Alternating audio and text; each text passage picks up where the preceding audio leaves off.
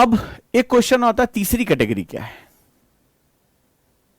अभी जैसे इन्होंने पूछा बच्चों को किस में रखेंगे, एक सज्जन ने क्वेश्चन पूछा, मिस्टर राहुल है, ठीक है, और एक ने ये क्वेश्चन पूछा है कि बच्चों को क्या। अब देख लो उसको, नॉट इन लेबर फोर्स, किसे तुम श्रम शक्ति में कैलकुलेट नहीं करोगे। तुम्हारे सवालों का जवाब है इसके अंदर, लिखो।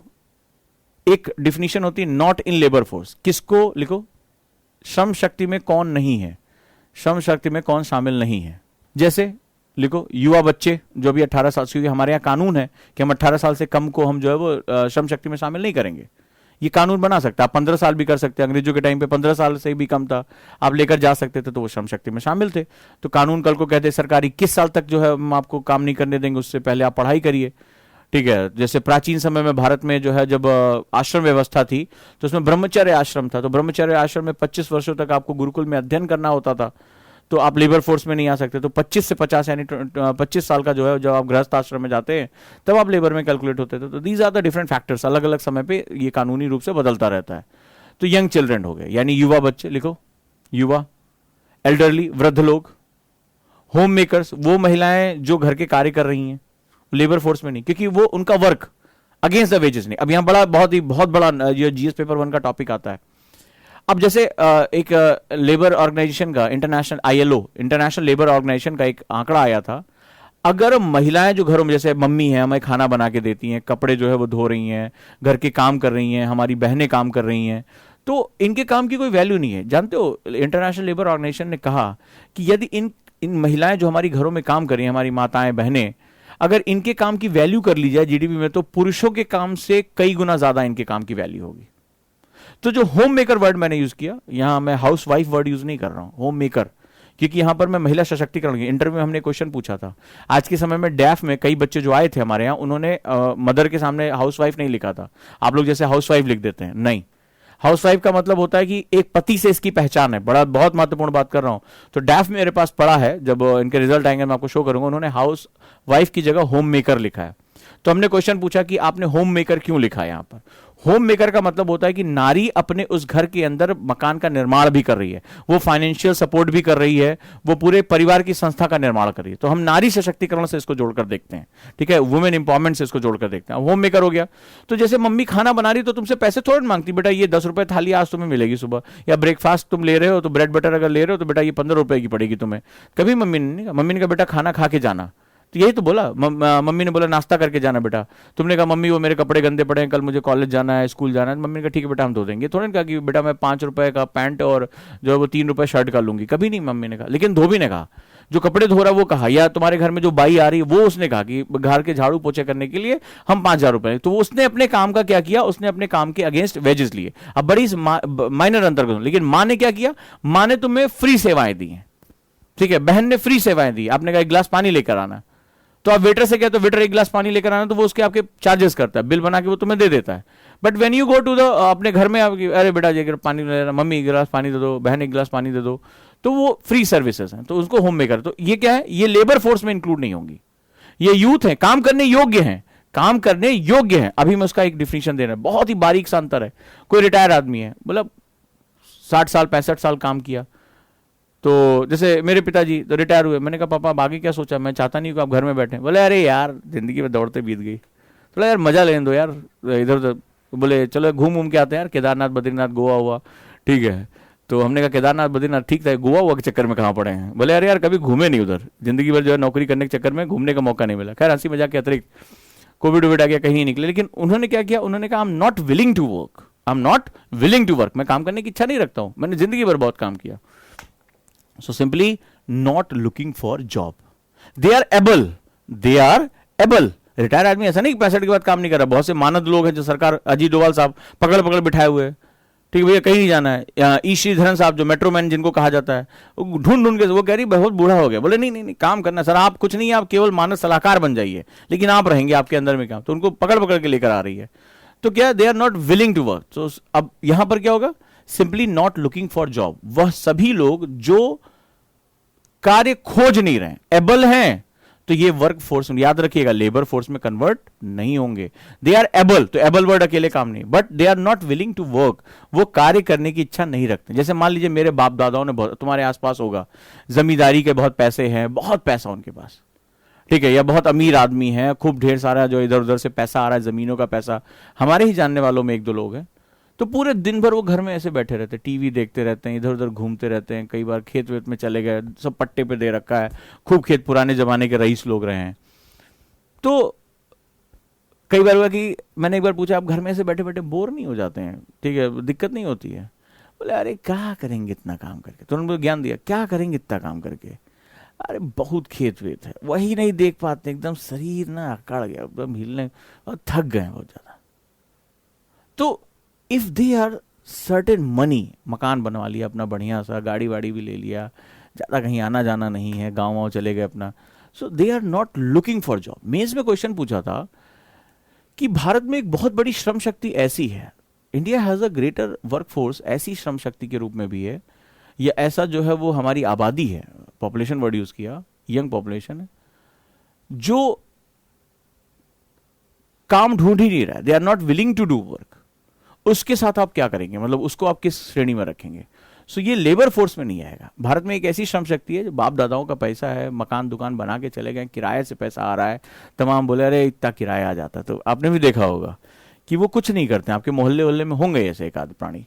तो they are not looking for job, they are not looking for job.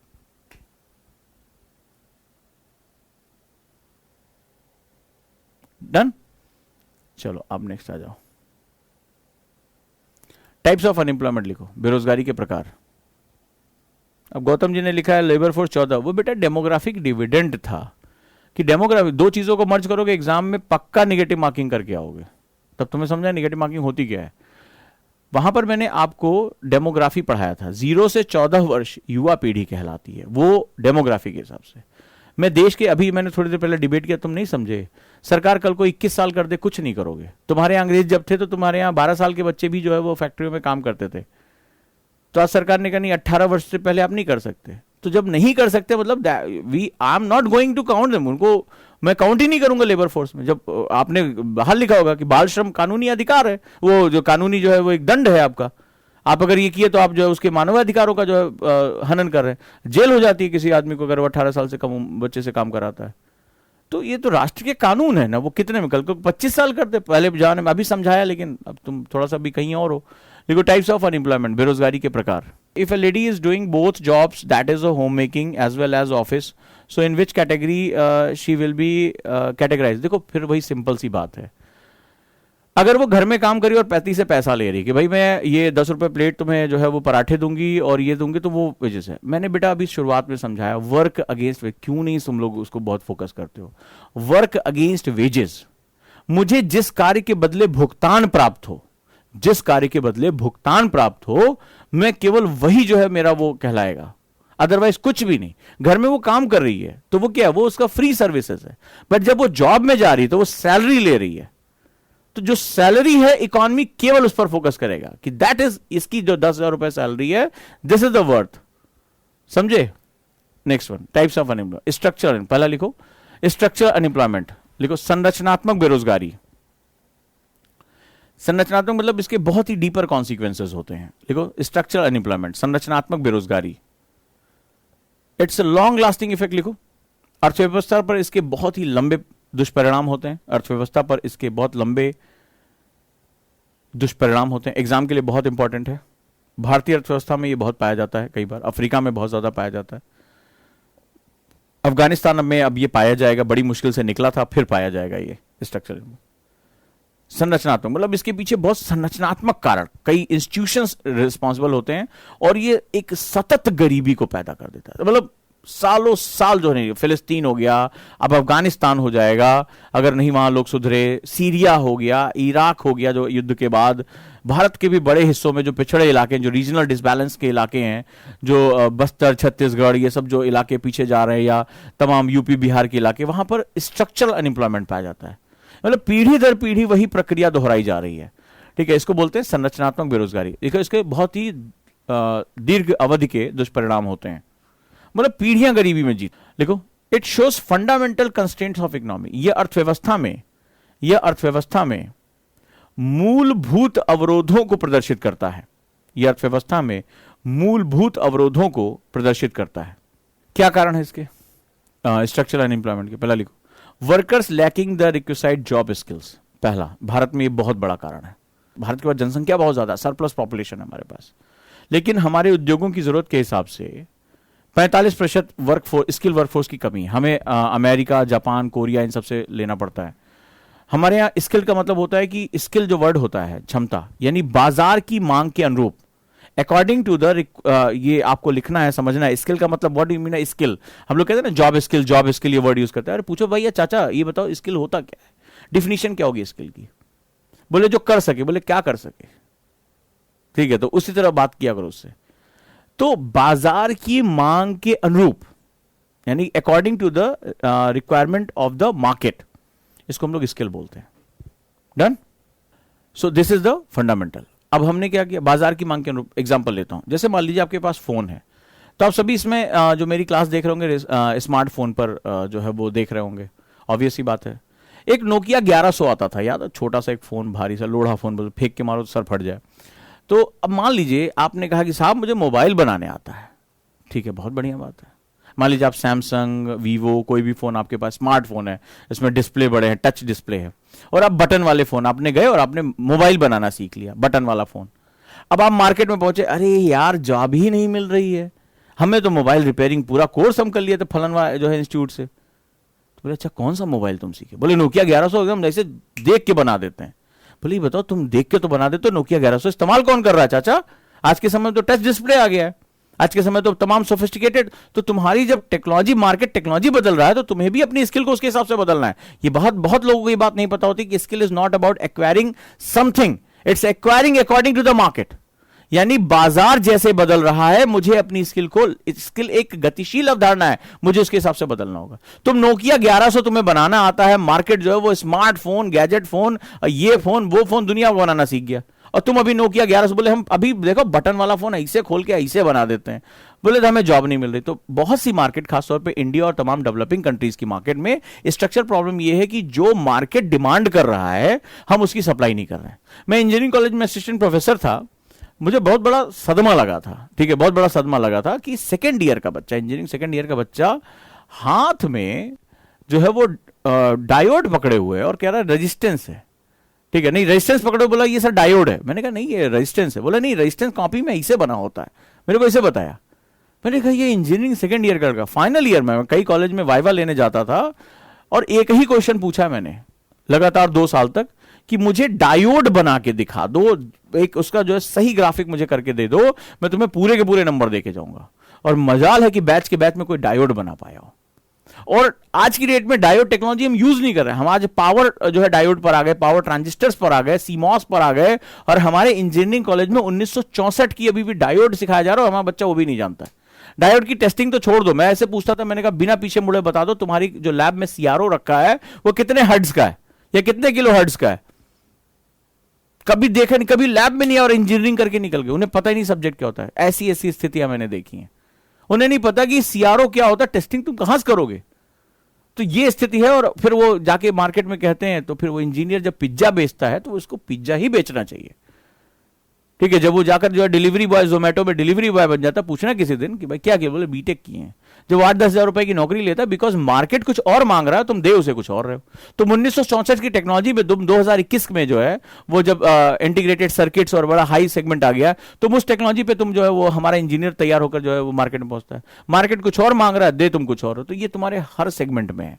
सो पहला जो worker lacking the requisite job skill लिखो। जब श्रमिकों के पास पर्याप्त रोजगार की क्षमताएं ना हो, पर्याप्त रोजगार की क्षमताएं ना हो, भारत में बहुत बड़ा कंसर्न है।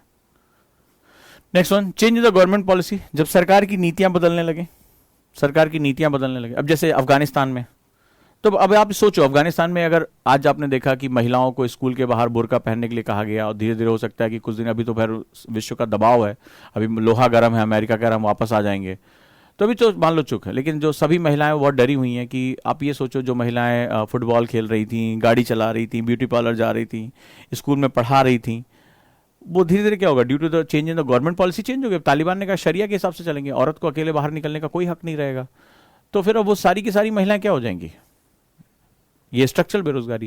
यानी आने वाले कई सालों तक जब तक तालिबान है, और मेरे ख्याल से बहुत लंबे समय तक रहेगा, तब तक अगर कोई गलत हरकत नहीं करता, अमेरिका ही इसको केवल हटा सकता है, क्योंकि चाइना रशिया दोनों उसके साथ आ गए, तब तालिबान ही हमारा जो है वो एक वास्तविक सच्चाई है कि वो ही रहेगा। तो अब उस कंडीशन में क्या होगा, उस कंडीशन में अब लंबे समय तक वहां की वर्कफोर्स में महिलाओं का कोई योगदान नहीं रहेगा। Next time change in technology, जैसा अभी बताया कि नोकिया 1100 तुम बना लिए हो, और तुम इंजीनियरिंग के लड़कों को अभी भी जो है वो गेट वो पढ़ा रहे हो कि डायोड क्या होता है, और जो टेक्नोलॉजी सीमॉस पे आ गई है।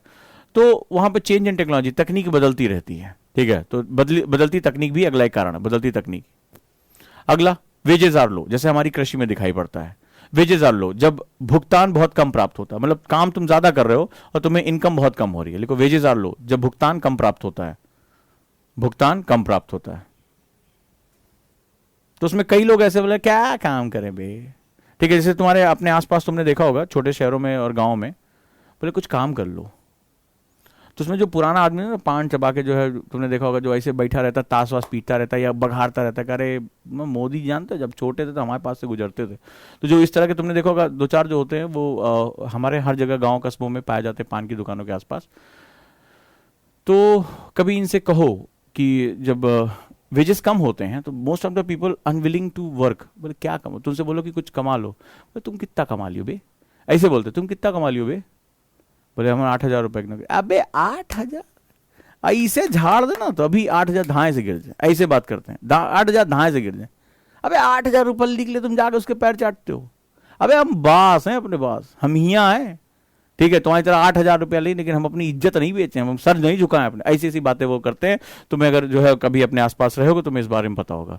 सो because of due to the low wages, जब आपकी आय कम हो रही है, ठीक है, तो फिर क्या होगा, आप काम करने की इच्छा शक्ति आपके अंदर खत्म हो जाती है। So people are unwilling to work, यानी कि लोग कार्य से विमुख हो जाते हैं। और अगला बहुत बड़ा कारण है, the place is far from job place. लड़कियों के लिए सबसे बड़ा कंसर्न है, लड़कियों को वर्कफोर्स में रोकने के लिए सबसे बड़ा कारण ये है, एक तो हमारा इंफ्रास्ट्रक्चर नहीं है, जो लड़कियां जाती हैं ट्रेन ब्रेन में उनके साथ कितना छेड़छाड़ी, मेट्रो जैसे जगहों पे तो उनके साथ छेड़छाड़ी होती है, और बसों में उनके साथ जो है वो लोग गलत हरकतें करते हैं, घर बहुत दूर है, आने जाने में जो है वो दिक्कत होती है। तो इसकी वजह से माँ बाप डर जाते हैं, समाज का माहौल, कि अंधेरा होने के बाद नहीं बेटा तुम्हें काम पे नहीं जाना, घर में रहोगी, शादी वादी करके जल्दी जल्दी की जब पति तुम्हारा देखेगा जो तुम्हारा काम है।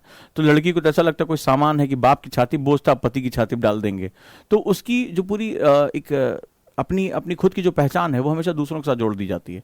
तो उसमें भी सबसे बड़ा कारण है far from the job places. अगर नॉर्थ ईस्ट की तुम किसी लड़की के बारे में सोचो, अब जैसे चानू का आपने सुना होगा, जो हमारी एथलीट रही जिन्होंने पहला सिल्वर मेडल निकाला ओलंपिक में, वो कहती थी कि मुझे प्रैक्टिस के लिए ट्रक वालों से जो है सपोर्ट लेकर जाना पड़ता है। कितने माँ बाप के अंदर इतनी हिम्मत है कि ट्रक वाला वो गलत निकल गया या कोई गंदा आदमी निकला तो ट्रक पर बिठा के अपनी बेटी को हम प्रैक्टिस के लिए भेजेंगे। तो उनके पास कोई रिसोर्स नहीं था, लेकिन वो उनकी व्यक्तिगत हिम्मत थी। तो नॉर्थ ईस्ट के कितने लड़के लड़कियां हैं जो पढ़ाई नहीं कर सकते, जॉब में नहीं जा सकते, बिकॉज उनका जो मुख्य जगह है वो कनेक्टिविटी नहीं है उसके साथ। या हिमाचल के लोग हैं अभी, या उत्तराखंड के लोग हैं, कनेक्टिविटी नहीं है उनके पास। तो लिखो अगला, रोजगार के स्थान से अत्यधिक दूरी। रोजगार के स्थान से अत्यधिक दूरी, ये बहुत बड़ा कारण है। अब जैसे हम एक एग्जाम्पल ले लेते हैं, पुराने समय में ऐसे घरों में आपने देखा होगा हथकरघा पाए जाते थे, ठीक है, महिलाएं पुरुष सब लोग साड़ियां बना रहे हैं, दरी बना रहे हैं, कालीन बना रहे हैं। तो अब क्या हुआ, ये हमारे यहाँ घर घर हुआ करता था। इसको दो नजरिए से देखा जा सकता है। जब मैं इसको गांधीयन इकोनॉमिक्स में देखता हूं तो मुझे ये अलग दिखाई पड़ता है। भाई अगर मेरा, अभी हमने पढ़ा कि स्ट्रक्चर एम्प्लॉयमेंट इसलिए था कि अनएम्प्लॉयमेंट, क्योंकि मेरी जगह, मुझे जॉब जहां तुम दे रहे हो वो बहुत दूर है, और आज भी लड़कियों के सामने बहुत बड़ी समस्या है, लड़कों के सामने बहुत बड़ी समस्या है। तो मुझे रोजगार स्थानीय देना होगा, आपको समझना पड़ेगा, मुझे रोजगार स्थानीय देना होगा। लेकिन अब अगर हम इसको नेहरूवियन इकोनॉमिक्स में देखते हैं तो अब यहां पर हमें दूसरा एक तरीका दिखाई पड़ेगा। तो हर चीज के कई पहलू होते हैं कि भाई पहले हमारे यहाँ घर घर में हथकरघा था, हर आदमी काम में लगा हुआ है, ठीक है, हर सेक्टर हमारा जो है वो उद्योग का चित्र था। धीरे धीरे क्या हुआ, इंडस्ट्रियल रिवोल्यूशन हुआ, औद्योगिक क्रांति हुई और मशीनें आ गई, मशीनों ने उत्पादन तेज करना शुरू कर दिया। तो दो चीजें हुई, पहला मशीनों पे, अब इसके लिए क्या था, इसके लिए हमें मशीन पे काम करने वाले लोग नहीं, बिजली नहीं चाहिए, पावर हैंडलूम्स नहीं चाहिए, और हमारे यहाँ घर में ही लोग सीख लेते थे ऐसे धागा बुनना और उसके लिए वो अपना काम करते थे। तो इकोनॉमी में जो स्किलिंग का कंडीशन है, स्किलिंग ये मान लिया कि आपके लिए मशीन को चलाने वाला, अब मशीन को चलाने के लिए मुझे अलग सिस्टम चाहिए, तो मुझे स्किल्ड लेबर चाहिए जो इस मशीन का ज्ञाता हो। उसको कपड़ा बुनना आता लेकिन इस मशीन पे काम करना नहीं आता, ये मशीन कैसे घूमती है, लीवर कैसे काम करता है, तो इसके लिए हमें क्या करना पड़ेगा, स्किल्ड लेबर चाहिए होगी। मान लो इंडस्ट्रियल रिवोल्यूशन हुआ, औद्योगिक क्रांति हुई, तो औद्योगिक क्रांति होते ही ठीक है वर्तमान समय में हमें ऐसी ऐसी मशीन है जिसके लिए हमें स्किल्ड लेबर चाहिए, हमें क्षमतावान श्रमिक चाहिए। तो जो सिंपल लोग हैं जो अपने घरों में काम करते, they are out of work. जैसे बनारस में जो जुलाहे थे, जो मतलब अपना तुम जो है काटते रहते, बढ़िया उनका काम था, लेकिन वो नई टेक्नोलॉजी जो चाइना से पावर हैंडलूम से बनकर आ रहा, उसके सामने वो टिक नहीं पाए।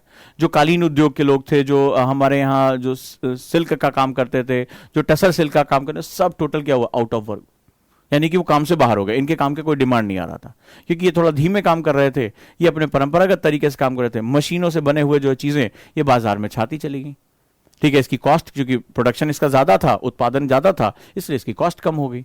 तो नतीजा क्या हुआ, they are out of work, यानी कि वो कार्य से बाहर हो गए। और कार्य से जब बाहर हो गए, कार्य से बाहर हो जाने का मतलब वो क्या हो गए, बेरोजगार हो गए। तो भारत की जो पतन का सबसे बड़ा कारण, ये मैं नहीं कह रहा हूं, ये मीरा सेठ कमेटी कह रही है। मीरा सेठ कमेटी लिख लो, मीरा सेठ कमेटी ने भारत के हथकरघा हैंडलूम उद्योग पर, ठीक है, बहुत बड़ा इसका रिपोर्ट प्रकाशित हुई थी। हालांकि सरकार ने इस पर कुछ किया कुछ नहीं, रिपोर्ट ही खनी। मीरा सेठ कमेटी का संबंध किससे, एग्जाम के लिए इंपॉर्टेंट है। तो मीरा सेठ कमेटी की जो रिपोर्ट थी वो थी हथकरघा उद्योग यानी हैंडलूम इंडस्ट्री के लिए थी, कि हम कैसे पतन की ओर चले गए और कैसे हमारा हैंडलूम उद्योग कभी भारत को सबसे ज्यादा पैसा दिलाता था, सबसे ज्यादा रोजगार दिलाता था, हर हाथ को काम मिला हुआ था। जो गांधीयन विजन था वो वहां पर था। हालांकि ये गांधी से बहुत पहले था हमारे यहां। हम गांधीयन विजन इसलिए कहते हैं कि कंटेम्प्रोरी वर्ड में वो हमारे लिए एक जाना पहचाना नाम है। तो ये हमारे यहां घर घर में हुआ करता था, घर घर में उद्योग थे। जापान आज इसी माध्यम में चलता है। जापान में आज हर घर में उद्योग है, इसीलिए वो ताकतवर है, छोटा सा देश होने के बाद इतना ताकतवर है। तो they are out of work. इन्होंने लिखा है कि सर आपने जो भी एक्सप्लेन किया वो सब हमारे आसपास पाया जाता है। मैं इकोनॉमिक्स किताब से थोड़ा पढ़ाता हूँ, किताबें मैंने बहुत पढ़ी हैं, ठीक है। मैं इकोनॉमिक्स को अपनी जिंदगी से पढ़ाता हूं, मेरे आसपास क्या हो रहा है बड़े ध्यान से उसको देखता हूं। तो ये चीजें हमारे यहां हैं। अब जब आप इसको नेहरूवियन इकोनॉमिक्स बोले, सरकार बनाएगी ना कपड़ा, सरकार बनाने लगी कपड़ा, क्या हुआ तुम्हारे कपड़े मंत्रालय का। अभी किसी बच्चे ने ज्ञान दिया कि सर जूट के बैग्स यूज करने चाहिए, मैं सर पिछली क्लास में। तुम्हें पता है कि जूट सबसे ज्यादा उत्पादित हम करते थे, आज बांग्लादेश करता है। जूट उद्योग हमारे यहां खत्म हो गया, तो सरकार बचा नहीं, क्योंकि छोटे छोटे उद्योगों में यह था।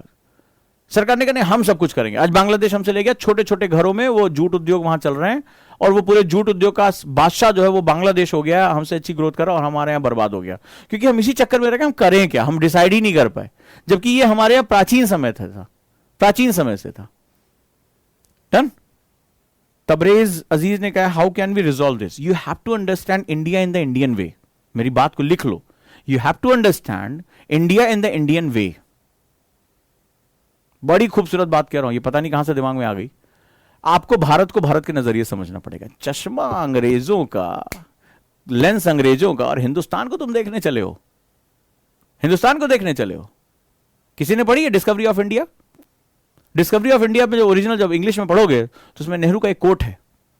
नेहरू कहते हैं कि भारत एक प्राचीन देश है। इन्होंने लिखा भारत की खोज, डिस्कवरी ऑफ इंडिया लिखा, ये भारत को खोजने निकले थे। और उन्होंने कहा कि मैं भारत को एक सनातन, मतलब भाई प्राचीन संस्कृत के रूप में देखता हूं, लेकिन मैं भारत को पश्चिम के नजरिए से देखूंगा। किताब में प्रोक्लेम करते हैं कि I will describe India with modern and western way, western view. तो वेस्टर्न व्यू से वो देख रहे हैं। अरे हिंदुस्तान को जिस दिन तुम हिंदुस्तान के नजरिए से देखना शुरू कर दोगे, उसी दिन तुम भारत को भारत बना पाओगे। तुमने भारत को भारत के नजरिए से देखना ही बंद कर दिया ना। तुम्हारे पास अपना लिटरेचर है, तुम्हारा लिटरेचर तो खत्म हो चुका है, तुम्हारा लिटरेचर तो विवादित हो चुका है ना। तुम्हारे पास अपनी कोई सामाजिक व्यवस्था, तुम भारत के समाज को, जो इंटेलिजेंसिया है, वो अलग तरीके से देखता है।